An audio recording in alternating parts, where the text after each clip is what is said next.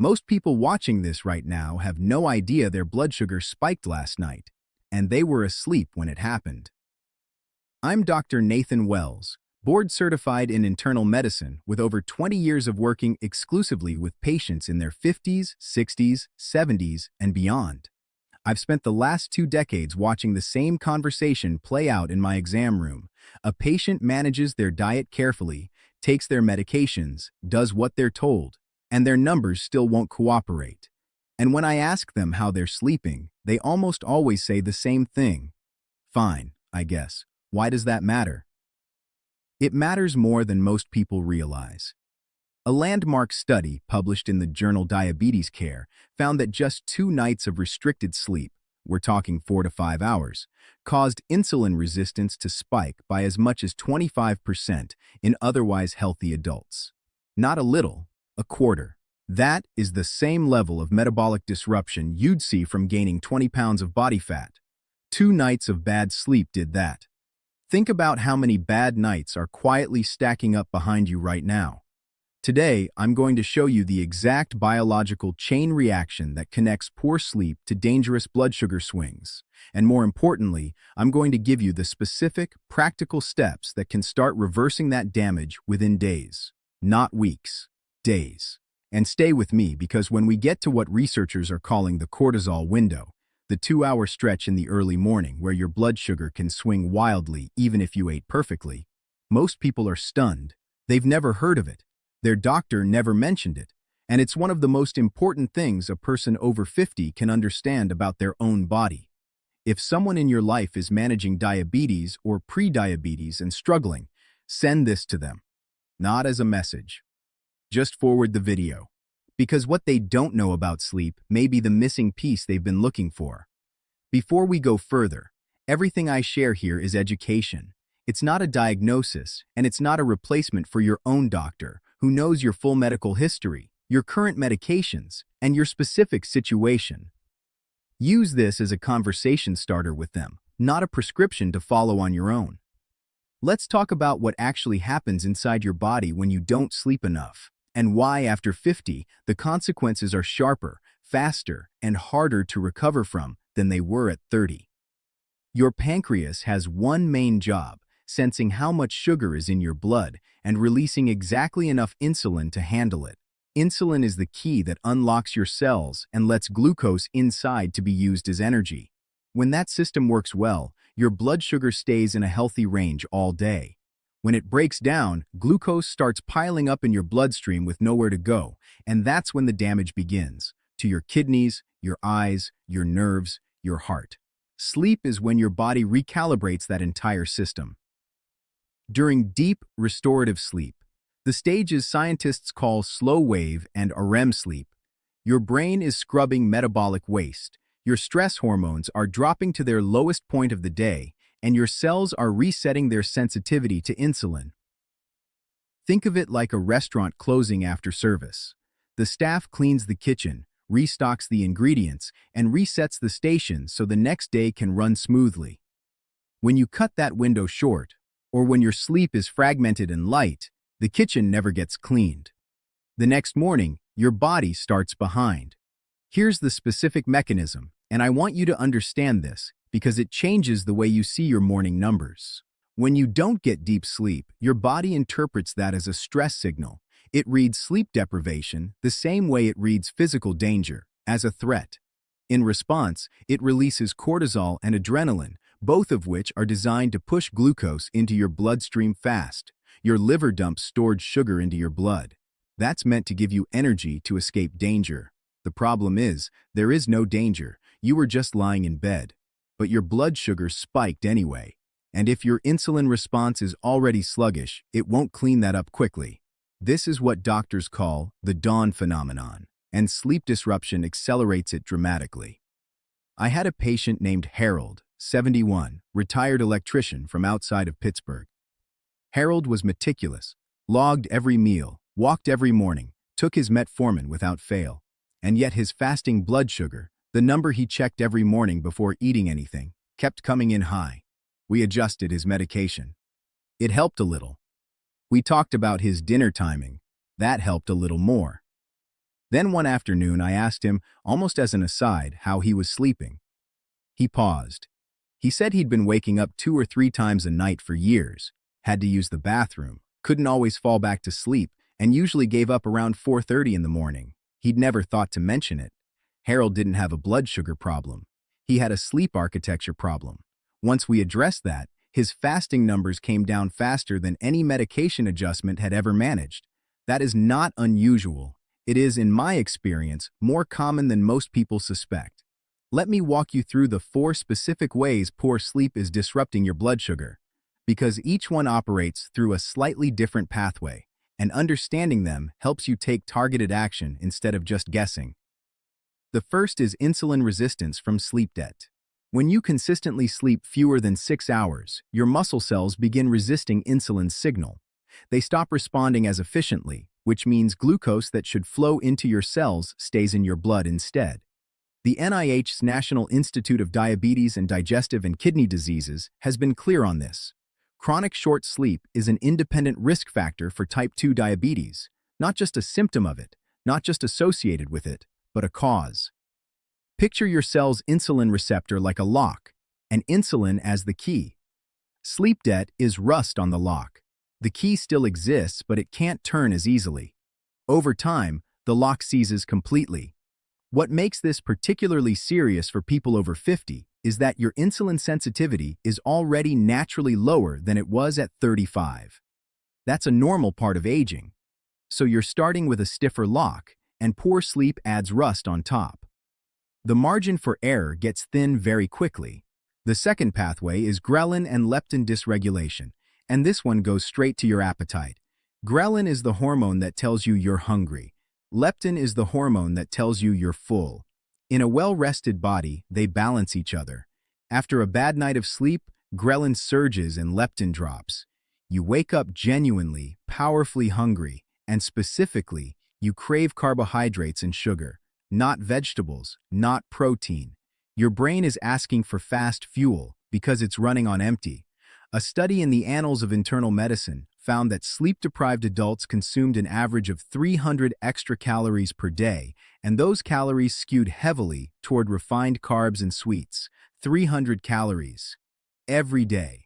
For a person managing blood sugar, that is a significant and largely invisible driver of the problem. I want to be honest with you. This is not a willpower failure. This is not you making bad choices. This is your hormones giving you instructions that feel exactly like hunger, because biologically, they are. You cannot white-knuckle your way past ghrelin. You have to fix the source. The third pathway is cortisol elevation, and this is where the cortisol window I mentioned at the beginning comes in.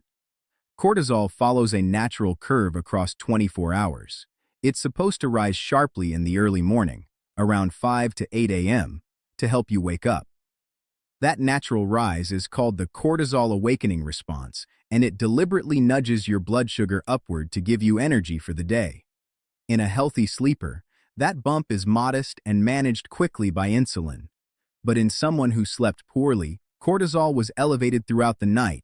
It never dipped the way it should, so when the morning surge hits on top of that elevated baseline, the spike is exaggerated. Your blood sugar climbs higher, stays elevated longer, and the insulin response to bring it back down is working against a current.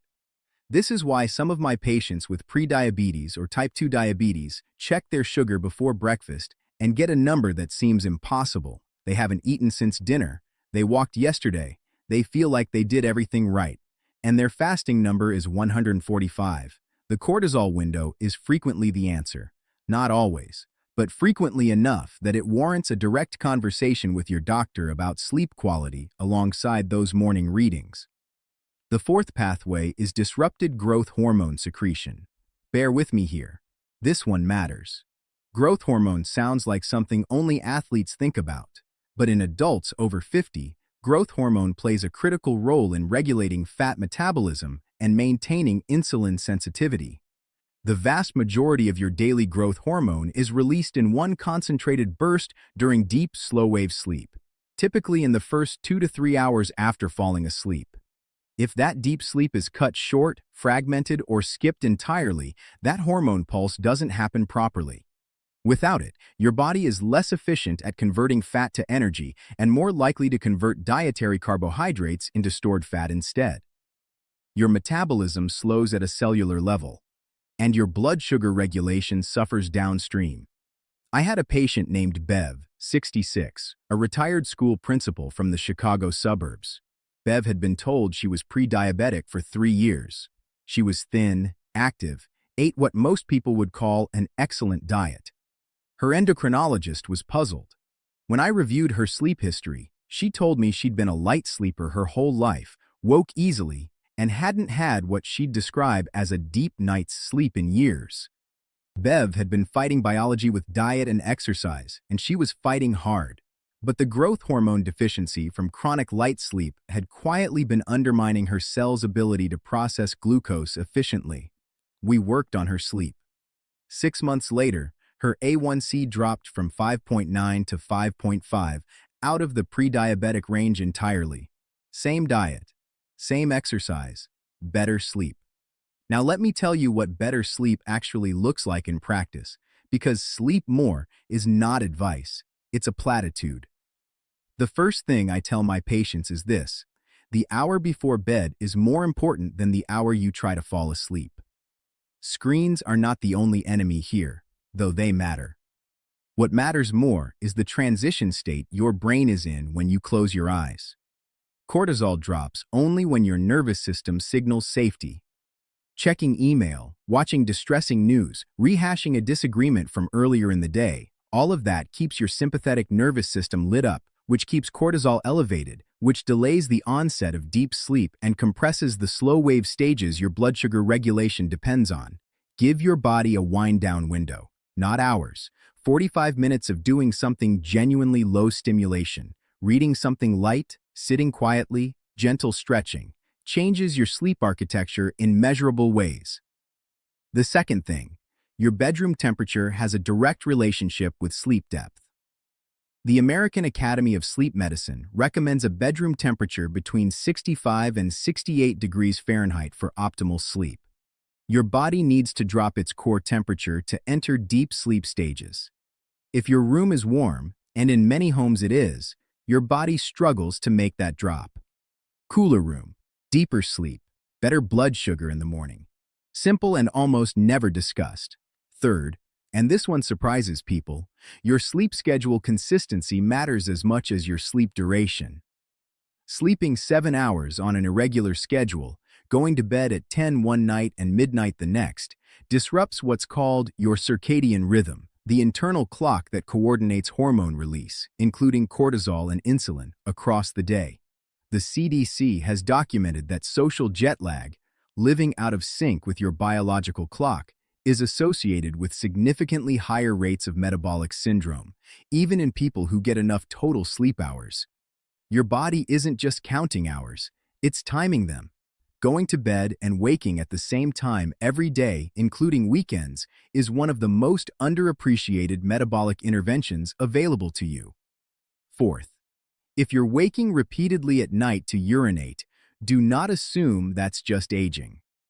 Sometimes it is, but high blood sugar also causes frequent urination, and high blood sugar caused by poor sleep causes more poor sleep caused by more high blood sugar.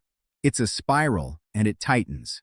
Tell your doctor specifically how often you're waking and what's pulling you awake. That detail matters clinically, and if snoring or gasping has ever been mentioned to you by a partner, a roommate, anyone, please take that seriously. Obstructive sleep apnea is extraordinarily common in people over 50, and its relationship to blood sugar dysregulation is well established. The Cleveland Clinic and the American Diabetes Association have both flagged untreated sleep apnea as a significant driver of insulin resistance. You cannot fix your metabolic health while your airway is collapsing 30 times an hour. A sleep study is not a luxury. For many people, it is the single most impactful medical test they could get. A word about medications, because I know many of you are managing multiple prescriptions. Certain medications commonly prescribed to people over 50, some beta blockers, certain antidepressants, and steroids especially, can disrupt sleep architecture even when you're getting sufficient hours. If your sleep quality changed after starting a new medication, mention it. That is a real side effect worth addressing. Never stop a medication without your doctor's guidance, but bring it up. The conversation is worth having. Here's where I want to leave you. You already know that blood sugar management requires discipline. You've been told about diet, about exercise, about medication adherence. What you may not have been told is that your bed is part of your treatment plan. The same effort you put into reading food labels, into walking after dinner, into scheduling your checkups, that same energy applied to your sleep environment and your sleep schedule can produce results that will surprise you. Harold's fasting numbers, Bev's A1C. These are not anomalies. They are what happens when a hidden variable gets addressed. You are not failing at blood sugar management if your sleep has been broken for years. You've been managing with one hand tied behind your back. Untie it. I'm Dr. Nathan Wells. Stay aware, stay proactive, and take care of yourself. I'll see you in the next one.